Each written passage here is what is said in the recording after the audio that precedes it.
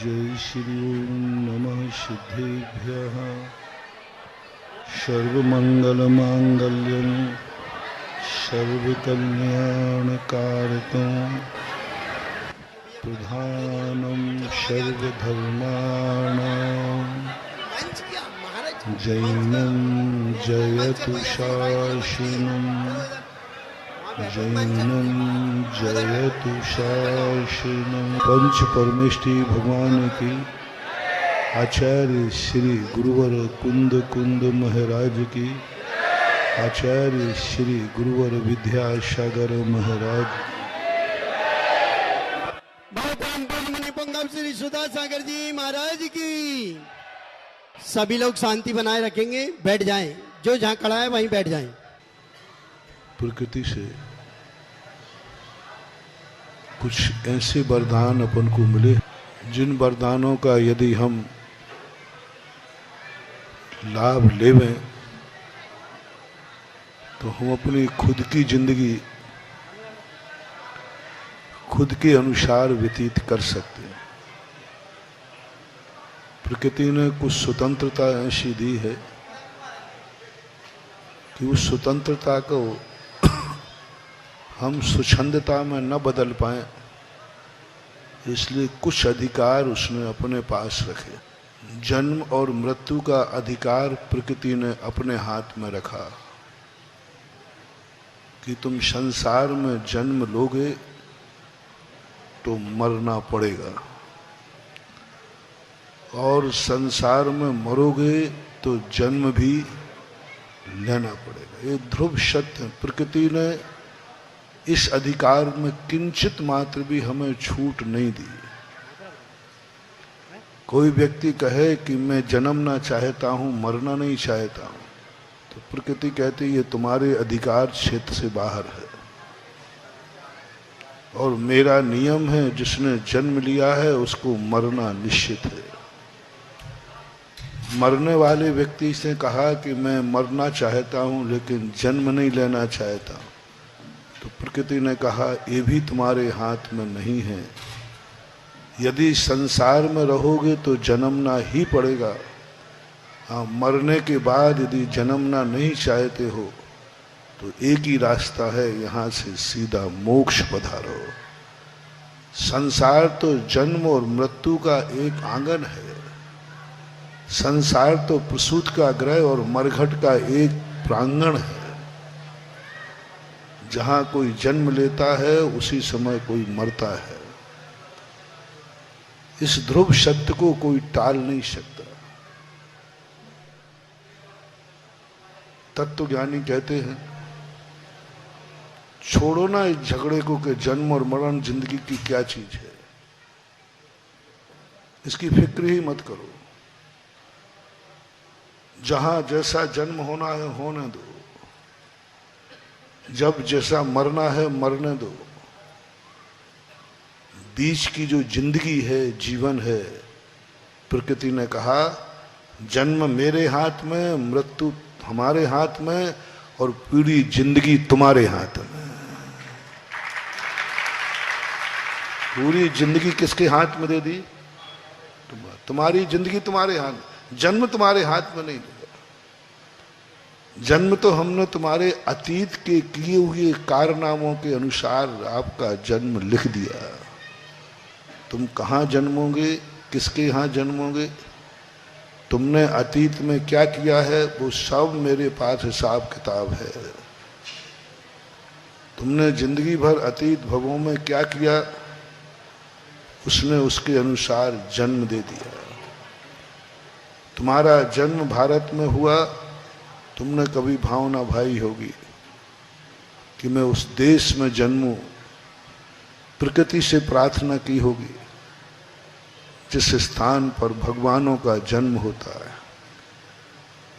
जिस स्थानों पर सिद्ध क्षेत्र होते हैं, अतिशय क्षेत्र होते हैं, जिन स्थानों पर हमारे गुरुओं का विहार होता है, गमनागमन होता है। मेरी और कोई मांग नहीं है, हे प्रकृति माँ, मुझे बस ऐसा स्थान दे देना जहाँ मेरे गुरु महाराजों का आना जाना हो, भगवान हो, मंदिर हो।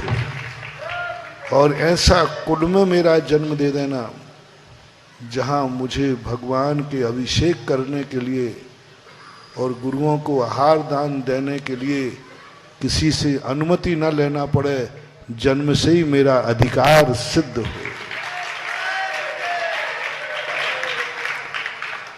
इस कर्म को तुमने किया, तुमने किया। अब मृत्यु के बाद तो मृत्यु जो है वह किसी कर्म की बदौलत नहीं होती, मृत्यु एक नियत सत्य है। मृत्यु के बाद तुम्हें कहाँ जन्मना है, प्रकृति ने मौका दिया तुम्हें जिंदगी भर सोचने का, जिंदगी भर करने का। पूरी जिंदगी दी थी इसी प्रकार कि जन्म तुम्हारा होगा, मृत्यु तुम्हारी होगी, लेकिन मैं जिंदगी भर का मौका देता हूं, तुम कैसे मरना चाहते हो। पहला निर्णय प्रकृति कहती है।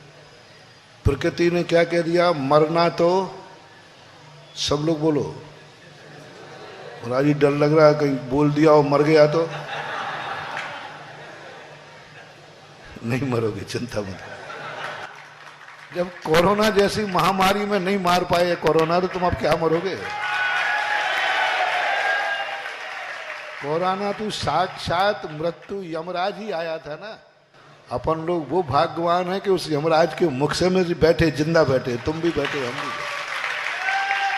इससे डरो मत, सबकी मौत तो आना निश्चित है, मौत तो आएगी। कोरोना से बच गए तो क्या हुआ, कुछ और बहाना होगा। मौत तो कोई ना कोई बहाना ढूंढती है। ये ध्रुव सत्य मानना, मृत्यु तो निश्चित है। एक तरीका बहुत बड़ा अधिकार दे रही है प्रकृति। प्रकृति के संदेश को लेकर मैं तुम्हारे पास आया हूं। प्रकृति ने कहा जाओ, पाली वाले भली कोरोना में बच गए, लेकिन मरेंगे तो सही है। कोई एक दिन पहले मर रहा है, कोई एक दिन बाद मरेगा। जन्म के अंगना अलग अलग हैं, मरण का मरघट एक। जन्मता व्यक्ति अलग आंगन में है, लेकिन मरने के बाद सबका मरघट एक ही होता है। इसलिए मरना तो निश्चित है, इससे तो बेफिक्र हो जाओ। पर एक संदेशा दिया है, कहो तो दे दूं। ये मत सोचना महाराज ऐसा आशीर्वाद दो कि हम पाली वाले मरे ही नहीं। आशीर्वाद देने वाला भी मरेगा तो तुम किस खेत की मूली हो। उसको तो कोई आज तक, पूज्यवर शांति सागर महाराज चले गए, पूज्यवर ज्ञान सागर महाराज, बड़े बड़े कुंद आचार्य जैसे चले गए, तो मैं कितना तो छोटा सा। उसकी चिंता मत करो। जो अधिकार दिया है वो इतना गजब का अधिकार है। जो अधिकार दिया है उसको समझो। उन्होंने कहा जाओ, तुम अपने भक्तों से कहो मरना तो है, लेकिन कैसे मरना चाहते हैं, कैसे मरना चाहते हैं, क्या करते हुए मरना चाहते हैं। पापी बन के मरना चाहते हैं या पुण्यात्मा बन के। शराब पी के मरना चाहते हैं कि भगवान का अभिषेक करते हुए मरना चाहते हैं। इनसे पूछो मरना कैसे चाहते हैं। एक्सीडेंट में मरना चाहते हैं, बारात में जाते समय, या सम्मेद शिखर की वंदना में मरना है। निर्णय करो कैसे मरना है। भावना भाव कि हे भगवान, मरना जब सत्य ही है तो क्यों ना मेरी उस समय मौत आए जिस समय मैं भगवान का अभिषेक कर रहा हूं। क्यों ना उस समय मौत आए मेरी जिस समय गुरु महाराज मेरे सामने प्रवचन कर रहे हों। गुरु मूले यति निचिते चैत सिद्धांत वाद सदघोषे मम भवतु जन्म जन्म मरणे शमन वितम मरणम। पूज्यपाद स्वामी कहते हैं, हे प्रकृति, हे प्रभु, जब मरना ही निश्चित है तो लो, मैं कहाँ मरना चाहता हूँ। गुरु मूले यति निश्चिते, मेरे गुरु महाराज मेरे सामने हो, और महाराज मैं कहाँ हूं? मंदिर में हूं। स्थान मेरा मंदिर हो, गुरु सामने हो, और जिस समय गुरु महाराज हमें सिद्धांत का प्रवचन दे रहे हो, पर उस सुनते सुनते मेरे प्राण निकल जाए। क्या पूछपाछ स्वामी ने कितनी बड़ी मांग कर ली, बस मेरा मरण ऐसा हो। ये मरण प्रकृति कहती है इतनी सी मांग तो मैं पूरी कर दूंगा, घर में नहीं मार करके मंदिर में।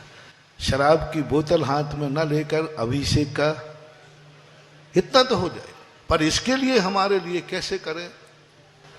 इसके लिए ही हम आप लोगों को जीवन भर का नियम देते हैं कि अभिषेक का नियम जिंदगी भर का ले लो। मैं इसलिए नहीं देता हूं अभिषेक का नियम कि तुम मरोगे नहीं, मैं इसलिए देता हूं मरोगे तो अभिषेक करने के बाद ही मरोगे। एक बार एक व्यक्ति ने कहा, बोले महाराज जी मैं बहुत सीरियस हूं, बताओ मैं कैसे बच सकता हूं? सुना है कि आप शांति धारा कराते हो, शांति धारा कराने से बहुत सारे लोगों के प्राण बच गए, मैं भी बच जाऊंगा। मैंने कहा मेरे से मत कराना, मेरे से कराओगे तो नहीं बच पाओगे। बोले महाराज हमने सुना तो उल्टा है। मैंने कहा नहीं, मैं तो ये भावना भाता हूं कि प्रभु शांति धारा से मैं अपने भक्त को बचा पाऊं या ना बचा पाऊं, मेरा हर भक्त शांति धारा करके मरे।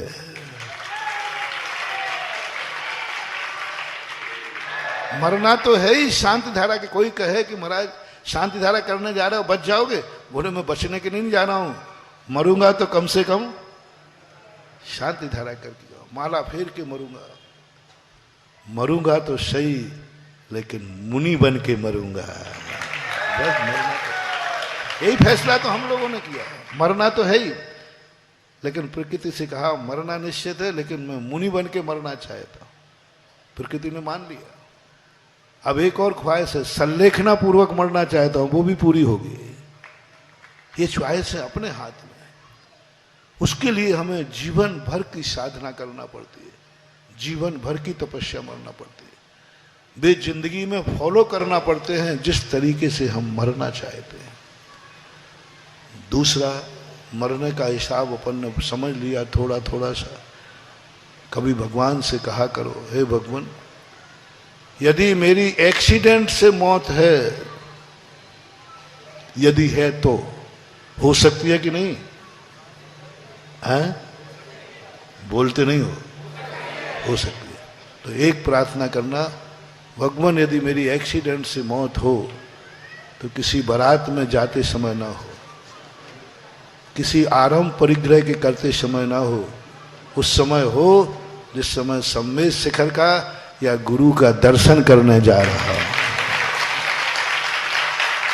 एक्सीडेंट होना है तो वो तो होगा, लेकिन क्यों ना अपन थोड़ा सा परिवर्तन। देखो एक्सीडेंट को नहीं टाल सकते, एक्सीडेंट तो किस्मत में लिखा के लाए हो तो वो तो होगा, पर अपन एक संशोधन करा सकते हैं कि एक व्यक्ति बारात में जा रहा है और एक व्यक्ति सम्मेद शिखर जा रहा है।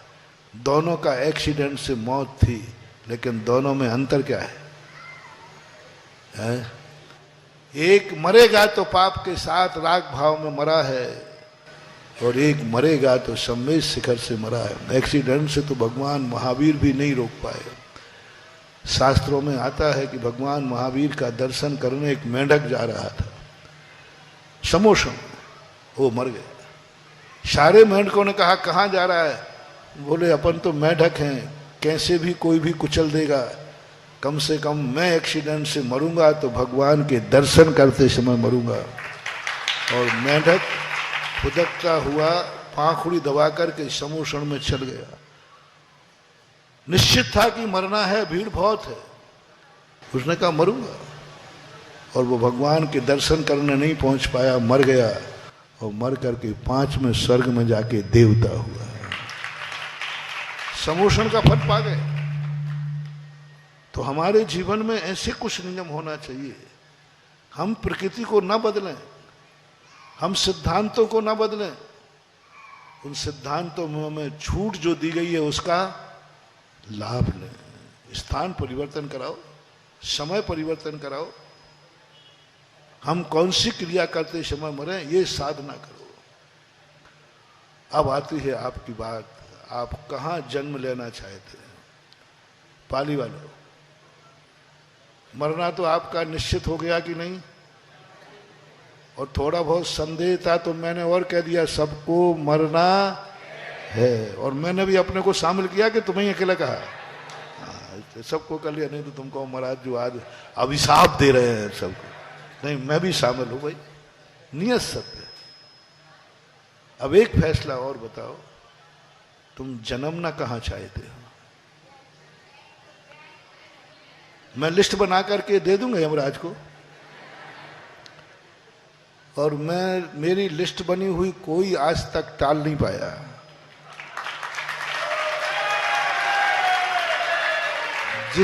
जिसकी जिंदगी की फाइल पर गुरु की सिफारिश हो, वो फाइल मंजूर होती ही होती है। आप लोगों ने देखा, कुछ फाइलें ऐसी होती हैं जिस पर कोई अच्छा व्यक्ति सिफारिश कर दे तो क्या कहते हो? अब वो कार्य तो, क्योंकि सिफारिश मजबूत है, हो नहीं है वो तो पक्का अब सिफारिश कर दी ना। ऐसा ही धर्म शास्त्रों में है, जिसकी जिंदगी की फाइल पर गुरु ने सिफारिश कर दी, वह फाइल मंजूर होना ही होना है। कोई नहीं टाल सकता, कोई नहीं टाल सकता। अब मैं आप सबकी फाइलें लेना चाहता हूं। कहां जन्मना चाहते हो? किसके यहां जन्मना चाहते हो? किस क्षेत्र में जन्मना चाहते हो? किस कुल में जन्मना चाहते हो? किस बाप के यहां जन्मना चाहते हो? कैसा हो तुम्हारा भविष्य का स्थान? कैसा हो भविष्य का तुम्हारा परिवार? कैसा हो भविष्य के तुम्हारे मम्मी पापा? कैसा हो तुम्हारा वो देश? कैसा हो वो सुनहरा संसार? कैसा हो? कोई कल्पना की आज तक? विचार किया? दुनिया के घोरक धंधों में यही भूल गए कि तुम्हारा भविष्य का संसार क्या है। भावी कल्पनाएं हर व्यक्ति करता है। एक बालक पढ़ता है तो भविष्य की कल्पनाएं करता है, मैं ऑफिसर बनूंगा, मैं ये बनूंगा, मैं ये बनूंगा। उसके अनुसार वो पढ़ाई करता है। बोले भाई तुम इतना क्यों पढ़ रहे हो? बोले मुझे आईएएस ऑफिसर बनना है। अब जब जिसकी जिंदगी में आईएएस ऑफिसर बनने का ख्वाब आ गया, वो अपनी दिनचर्या क्या करेगा? खेलने कूदने में कि पढ़ने में? वो कहता मुझे पढ़ना है, आईएएस ऑफिसर बनना है, मुझे कलेक्टर बनना है, मुझे पीएससी एग्जाम फाइट करना है, क्योंकि उसका ख्वाब है, उसका सुनहरा संसार है, मैं एक बहुत बड़ा ऑफिसर बनूंगा। एक बालक करता है, एक जिंदगी में हर व्यक्ति करता है। आप लोग गृहस्थ हैं, गृहस्थी में व्यापार करते हैं, आप ख्वाब करते हैं धंधा होगा, व्यापार होगा, इतना धन आएगा, ऐसा करूंगा, एक ख्वाब होता है, होना चाहिए। आप लोग विवाह करते हैं, एक कन्या अपने ख्वाब सजाती है, मेरी ससुराल ऐसी होगी, मेरा पति ऐसा होगा, है मेरी जिंदगी ऐसी होगी। सबके लिए कोई ना कोई ख्वाब होता है। पुरुष का भी ख्वाब होता है, मेरी जिंदगी ऐसी होगी, मेरी पत्नी ऐसी होगी, मेरे बच्चे ऐसे होंगे। चाहे हो या नहीं हो, लेकिन ख्वाब तो होता ही, होना ही चाहिए। तो तुम्हारी जिंदगी के मरने के बाद का ख्वाब क्या है तुम्हारा? क्या तुम चाहते हो कि तुम्हारा जन्म पुनः भारत में हो या अमेरिका में? अमेरिका बहुत अच्छा देश है, व्हाइट हाउस है, वहां सोने की सिक्का है, सब कुछ है? कहां जन्म लेना चाहोगे? परीक्षा कर लूं? आपके बेटे को पढ़ाई तुमने पढ़ाई, यदि उसको भारत में रखोगे तो 5 लाख रुपए का पैकेज है, और एक विदेशी कंपनी कह रही है कि 50 लाख रुपए का पैकेज है। बेटे को कहां भेजोगे? मुझे ही बुद्धू बना रहे हो कि मुझे भारत में जन्म लेना है? मुझे ही बुद्धू बना रहे हो? 45 लाख रुपए के डिफरेंस में तुम भारत को भाड़ में झोंक दोगे और बेटे को अमेरिका भेज दोगे। कितने एनआरआई हैं जो अमेरिका में रह रहे हैं? कह रहे हो बात ऊपर से, क्योंकि तुम्हें मालूम है कि महाराज तो बिल्कुल भोला भाला है, तो कुछ जानते ही नहीं है। और जितना महाराज जानता है उतना दुनिया का कोई व्यक्ति नहीं जानता। 45 लाख डिफरेंस में आप बेटे से कहो बेटा यहां कहां मरता है भारत में, इस सड़े देश में, सड़े देश में, गरीब देश में कहां देख 50 लाख का पैकेज आया है, तुम भेज दोगे। 100 में से कोई एक व्यक्ति होगा माँ बाप बेटा नहीं, बेटा नहीं। 45 लाख रुपए का सवाल नहीं। जिस देश 45 लाख दे रहा है वो देश इतना निकम्मा है कि हमारे एक भी भगवान ने जन्म नहीं लिया, एक भी भगवान का गुरु नहीं है, वहां मंदिर नहीं है, हमारे गुरु महाराज तक नहीं जाते। और जहां मेरे गुरु महाराज जाते हैं, जहां मेरा मंदिर है, जहां मेरे भगवानों का जन्म है, उसमें यदि भूखे भी मरना पड़े तो हम यहीं रहेंगे, चाहे भली भूखे। अंदर से चेतना से बोलो, अंदर से बोलो। कहीं 45 लाख रुपया कहीं तुम्हें भारत को हे कर देगा, भारत के प्रति तुम्हारी उपेक्षा होगी, चले जाओगे। और पाली वालों को तो मैं 45 लाख तो महाराज बहुत है, हम लोग तो 10 लाख में ही बदल देंगे।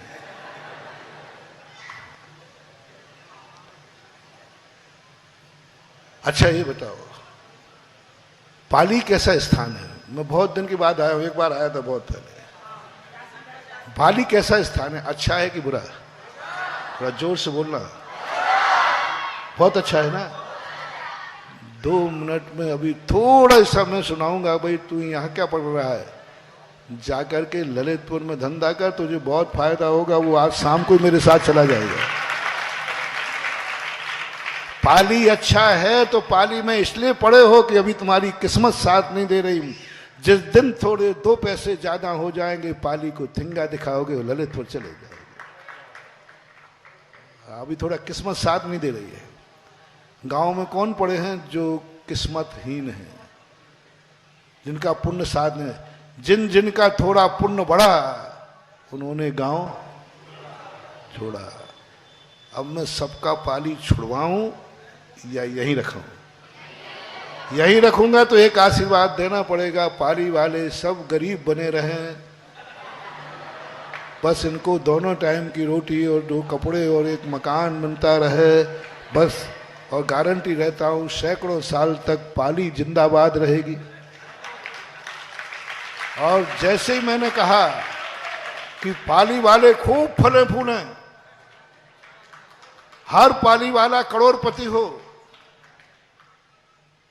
1 साल नहीं लगेगा, हम दूसरी बार आएंगे तो यहां मंदिर के अलावा कुछ नहीं मिलेगा।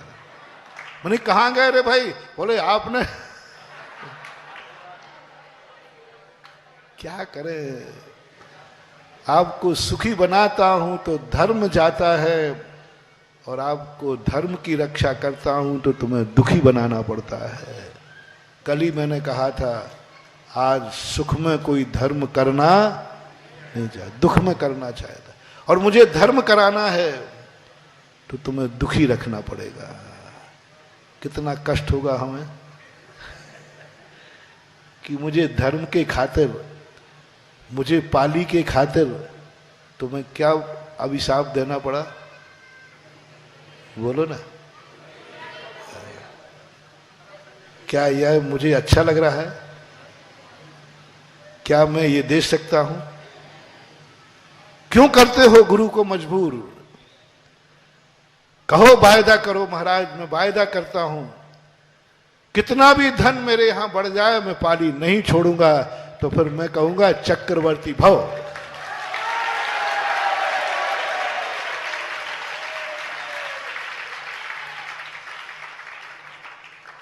क्योंकि मुझे तो मंदिर से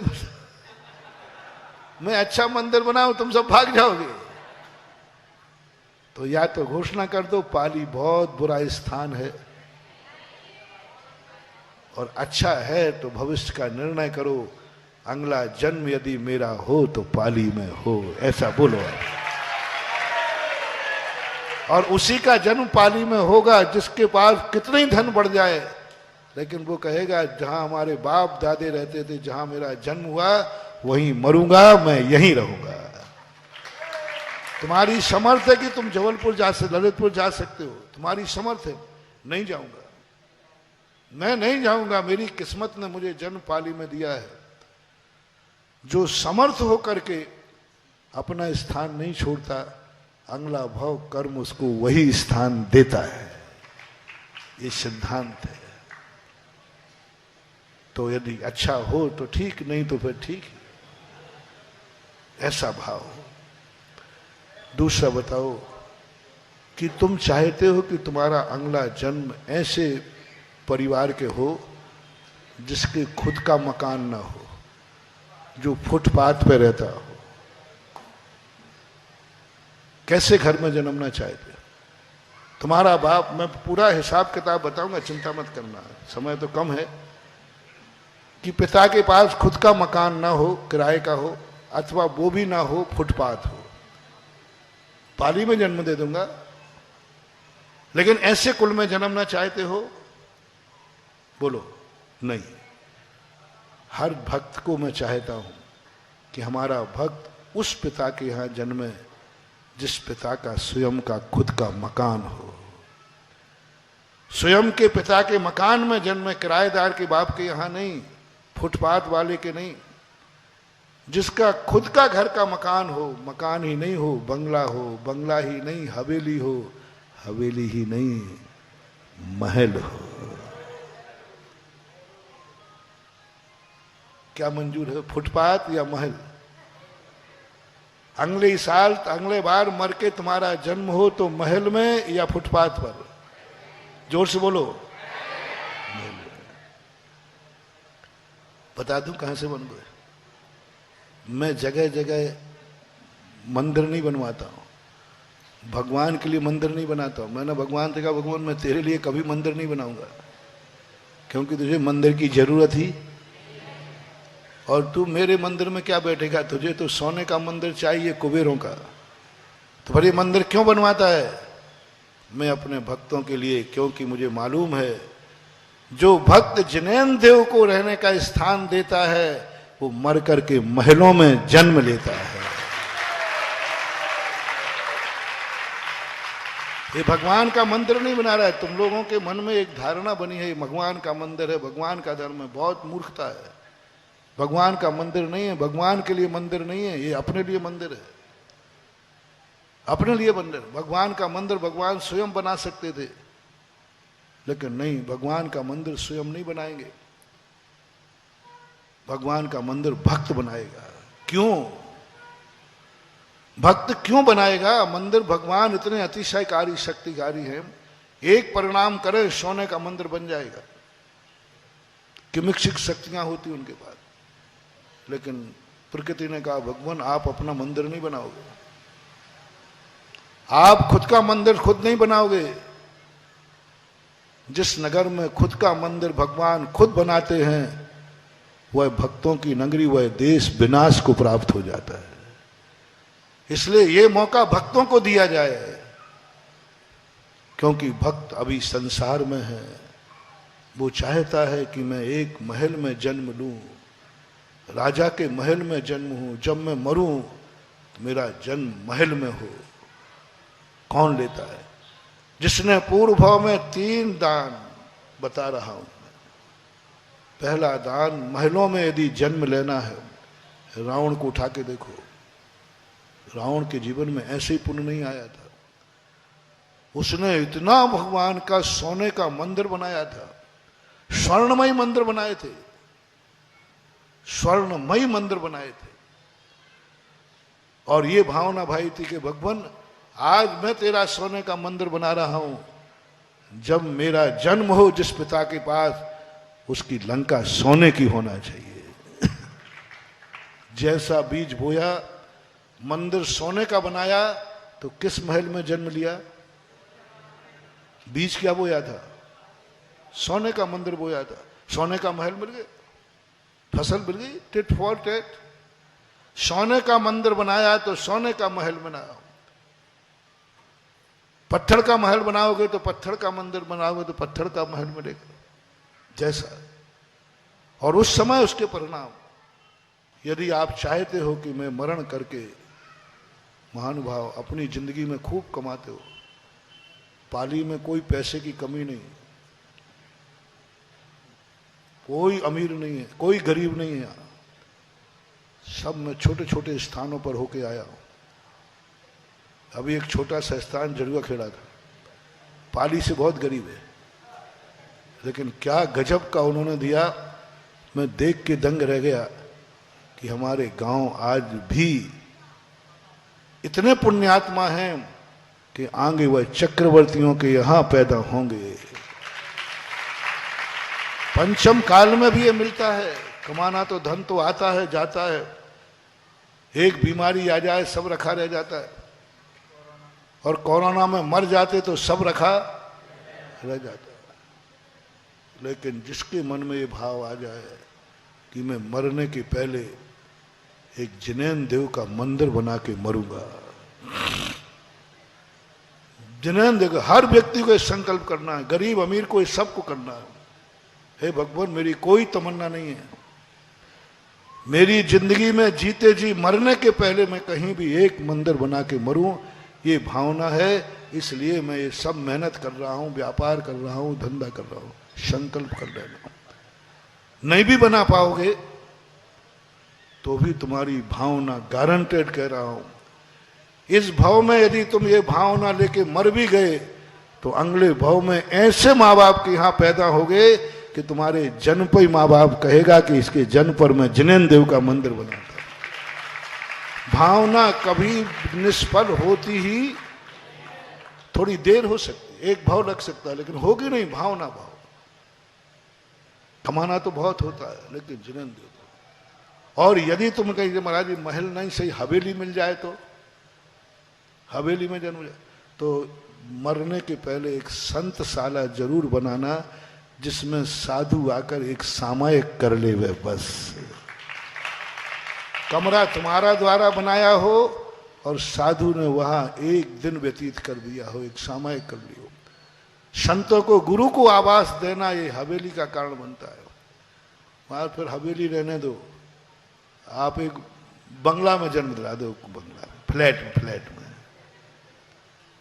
तो कहीं भी दुनिया में जाकर एक धर्मशाला का कमरा जरूर बना के मरना,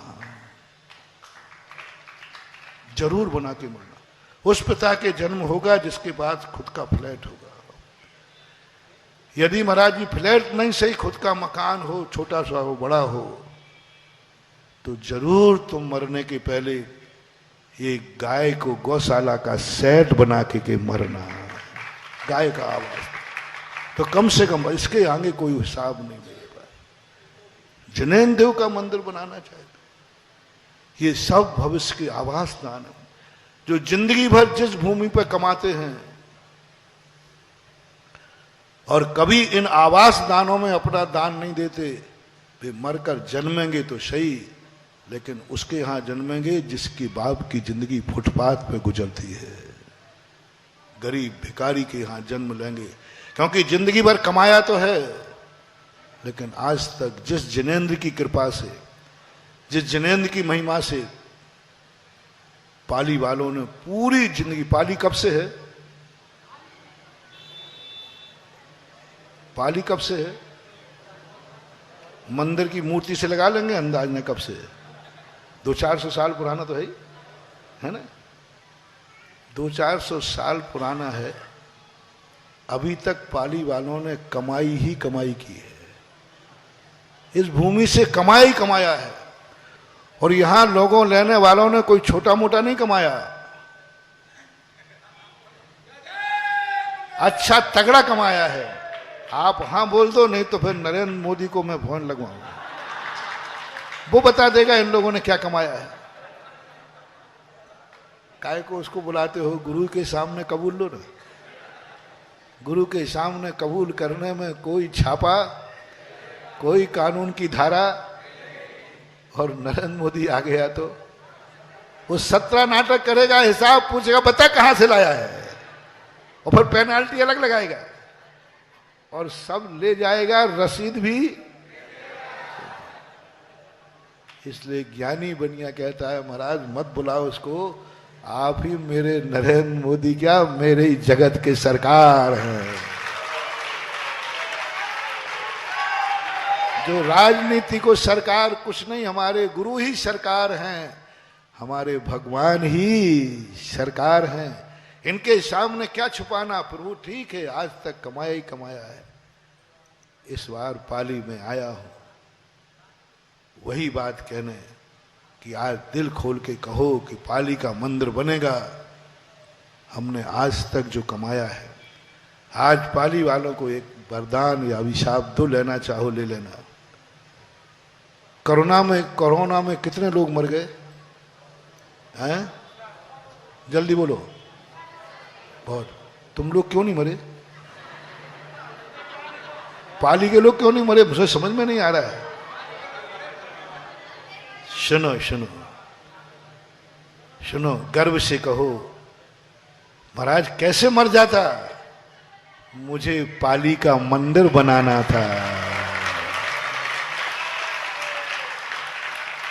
जिए मर सकते थे कि नहीं, पहले बताओ भैया। कोई भी मर गए, अच्छे अच्छे मर गए, लेकिन मैं कैसे मर जाता, मैं तो पुण्यात्मा था, मेरे सामने पाली की मैं महाराज आपको आना था और आपका दर्शन करना था और आपके आशीर्वाद से मंदिर बनूंगा तो मंदिर बना के मरूंगा, ऐसे कैसे मर जाऊंगा।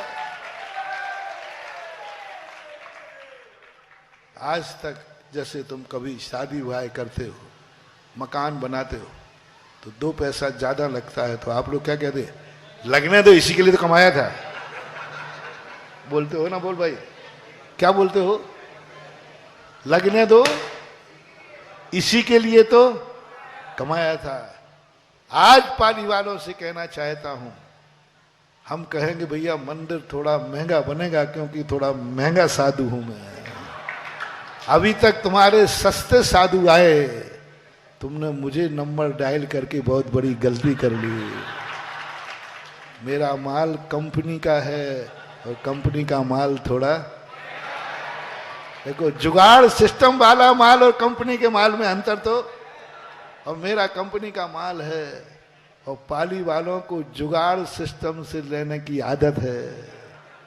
सस्ता माल और कंपनी का माल सस्ता नहीं मिलता, गारंटेड मिलता है, और मैं गारंटेड ही बात करता हूं। तो क्या तुम ये गर्व से कह सकते हो कि मैं इसलिए कोरोना में नहीं मरा कि मुझे पाली में आपका दर्शन करना था? क्या मेरे दर्शन के लिए तुम जिंदगी को पुरस्कार में दे सकते हो कि मैं इसलिए नहीं मरा कि पाली में महाराज आपका दर्शन होना था? दूसरा, क्या यह कह सकते हो कि मैं इसलिए नहीं मरा हूं महाराज कोरोना में कि मेरे हाथ से पाली के जिनेन्द्र देव का मंदिर बनना था, मेरा धन का उपयोग होना था और इतना बढ़िया उपयोग होना था, मैं कैसे मर जाता? और भाग, जब भी मंदिर जाओ, जब भी अभिषेक करो तो यही कहना चाहिए, भगवान रात में ना जाने कितने लोग मर गए होंगे, लेकिन मैं क्यों नहीं मरा? क्योंकि सुबह मुझे तेरा अभिषेक करने का पुण्य लिखा था ना। मेरे हाथों में रकील है कि मेरे हाथ से जिनेन्द्र देव का मंदिर बनेगा, इसलिए मैं नहीं मरा। ये यदि अनुभूति आज तुम्हें आ जाए, हर व्यक्ति ये कह सके, पाली का महिला पुरुष, कि मैं इसलिए आज जिंदा हूं कि मुझे पाली का मंदिर बनाने का सौभाग्य मिलेगा। पाली का मंदिर जो अनेक प्रकार से विद्रूप है, वस्तुतः कैसे जिंदगी चला रहे इस मंदिर में भगवान ही मालिक है। इतने सब तरफ से विभिन्न प्रकार के दोषों से ग्रसित है।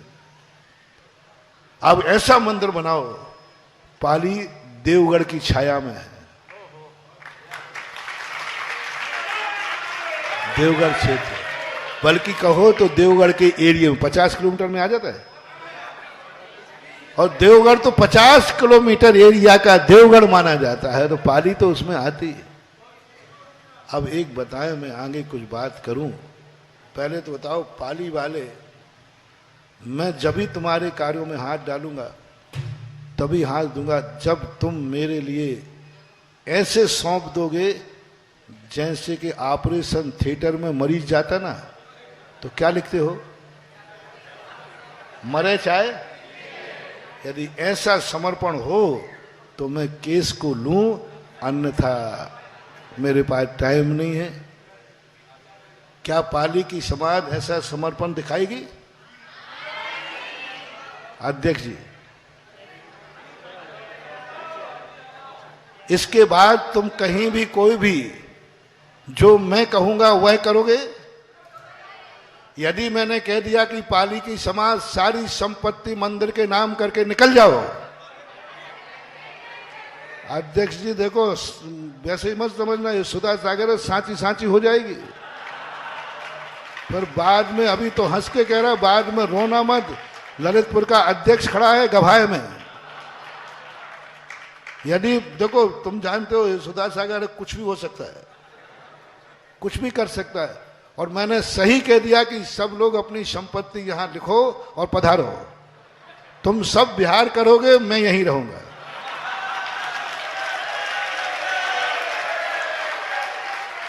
तुम सब लोग जाके ललितपुर चतुर्मास करोगे,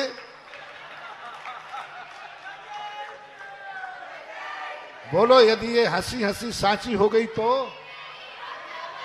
बोलो जल्दी बोलो, एक मिनट। यदि ये हंसी हंसी सांची हो गई और सही में लिखा पढ़ी हो गई तो, पाली वालों हाथ उठाओ।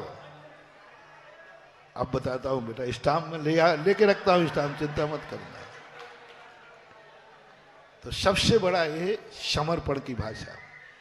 इसके बाद तुम, मेरा सिद्धांत है, एक डॉक्टर की दवाई खा के मरो, एक डॉक्टर की दवाई खा के कम से कम जीवन बीमा तो मिल जाएगा, और अनेक डॉक्टरों की खाई तो। इसलिए आज के बाद तुम जो मैं कहूं उसमें कोई परिवर्तन नहीं होगा। मंदिर में एक कील भी लगेगी तो मेरे बिना पूछे, यदि मैं ऊपर भी चला जाऊंगा तो वहां से भी संदेशा भेज दूंगा, चिंता नहीं करना।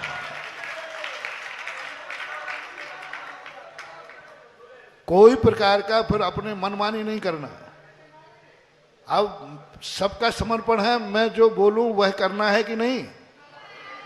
और इतना विश्वास रखना, गुरु और मां इन दो के सामने कभी शक्ति मत छुपाना। इन दो के सामने जो गरीब बनता है वो 10 भवों तक उसे गरीबी का मुख देखना पड़ता है। देवसाद गुरु के सामने कभी शक्ति मत छुपाना, कभी नहीं छुपाना, और गरीब नहीं बनना, नहीं तो 10 भवों तक, क्योंकि ये वो शुभ शकुन है। इसके सामने जो गरीब बना वो गरीब ही बना रहेगा, और जो अमीर बना वो अमीर भी बना रहेगा। जैनियों को लक्ष्मी पुत्र कहने का क्या रहस्य देखो कितना है। सारे दुनिया के लोग भगवान के पास जाते हैं लेकर के, कहते भगवान हमने सब आपको दे दिया, अब मेरे पास कुछ नहीं, तो उठा के ले कहते प्रसाद। कोई लोग तो जैनी कहता है भगवान से, भगवान कहते क्यों, कुछ चाहिए इसलिए आ गया यहां पर। बोले भगवान भिखारी नहीं हूं, नहीं मेरे पास तो वही आते हैं जिनको कुछ चाहिए। तो जैनी करो, भगवान भिखारी नहीं हूं, आपका भक्त हूं। अभी तो मेरे पास इतना है भगवान कि तेरे लिए भी अर्घ लाया हूं, तेरे लिए भी लेके आया। उससे अंदाज लगा लो कि मेरे पास अभी कितना है। बस यही अंगूठी का अर्घ ही जैनियों को लक्ष्मी पुत्र बनाता है। इसलिए कभी भगवान के सामने, गुरु के सामने, मंदिर के लिए कभी गरीब मत बनना। जो शक्ति है, शक्ति छुपाओगे सांप काटेगा, और शक्ति छुपाओगे तो कौन काटेगा, सांप। क्योंकि शक्ति काटा सोता चुपचाप महाराज, हमारे पास कुछ नहीं है। और जो शक्ति नहीं छुपाएगा वो बौनी है। हमने ऐसे गरीब को देखा आचार्य सिंह के पास, कुछ भी नहीं था, संक्षेप में कई बार सुना भी चुका। तब आचार्य सिंह ने उससे कहा, हम लोग सब बैठे थे, कुछ भी नहीं था उसके पास, तो हमने सोचा आचार्य सिंह कोई लक्ष्मी मंत्र देंगे, पीछे लगाएंगे। आचार्य सिंह धीरे से कहा, ऐसा करना, सब ठीक हो जाएगा, थोड़ा थोड़ा दान देना सीखो, दान दो। अरे मैंने कही वैसे ही भूखों मर रहा है, क्या दान देगा? लेकिन आचार्य सिंह का वो वरदान 6 महीने के अंदर वो इतना समर्थ होके आया कि उसने लाखों का दान देने का मन बना लिया।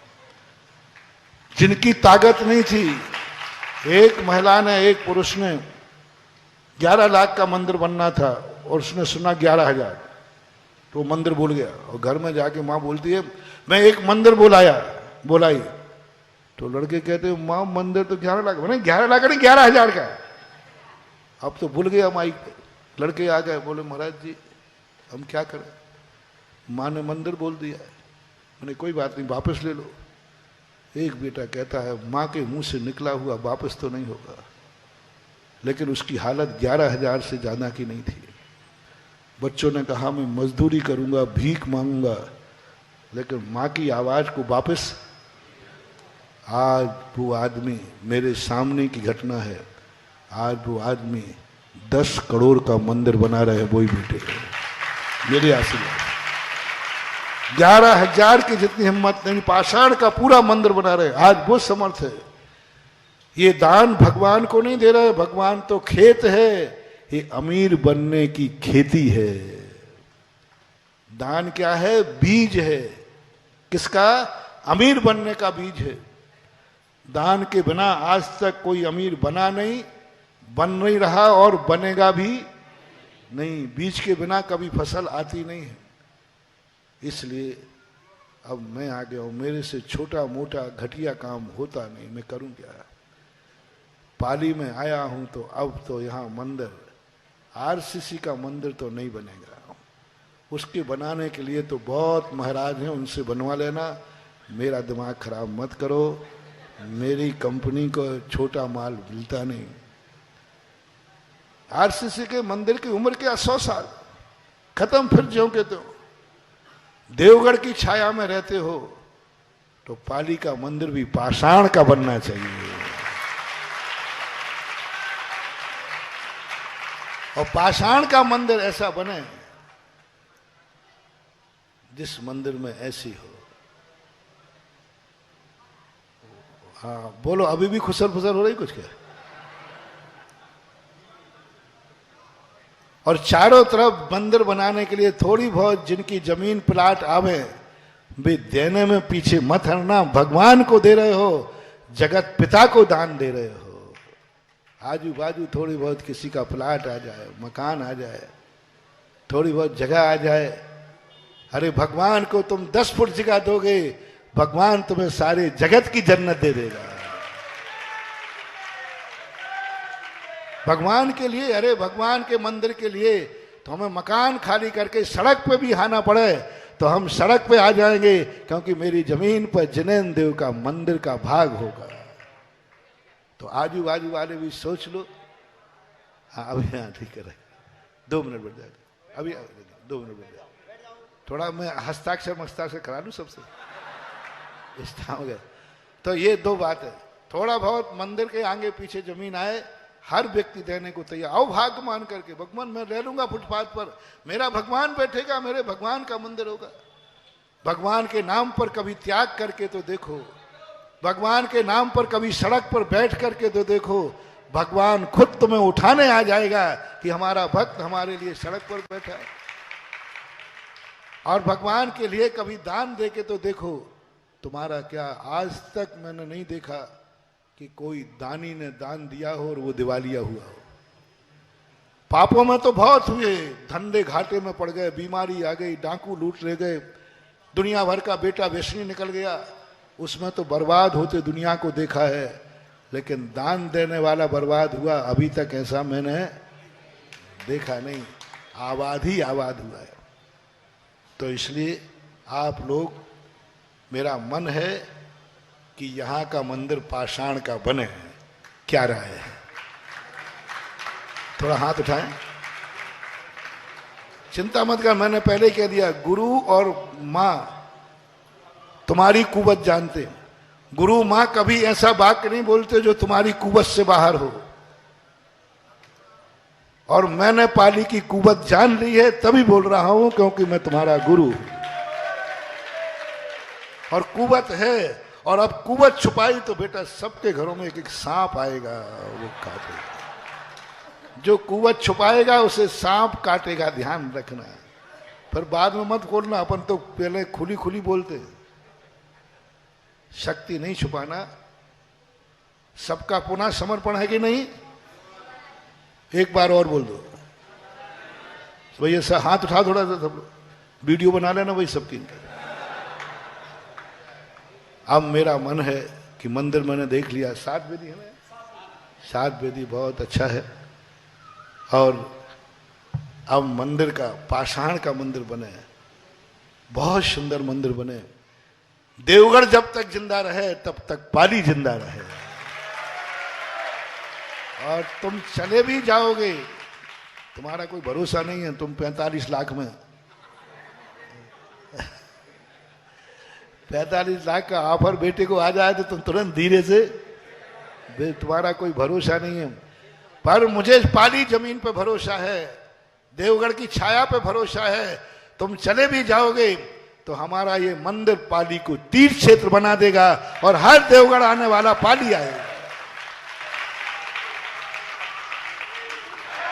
मैं वही पाषाण का आशीर्वाद देता हूं जहां तुम्हारा कोई भरोसा नहीं। कल के दिन चले गए तो फिर मैं उस भूमि पर ऐसा संस्कार करके जाता हूं कि यदि ये चले भी जाएंगे तो ये तीर्थ के नाम से प्रसिद्ध होगा। और देवगढ़ आने वाला व्यक्ति कहेगा पाली तीर्थ के दर्शन करने भी जाना है।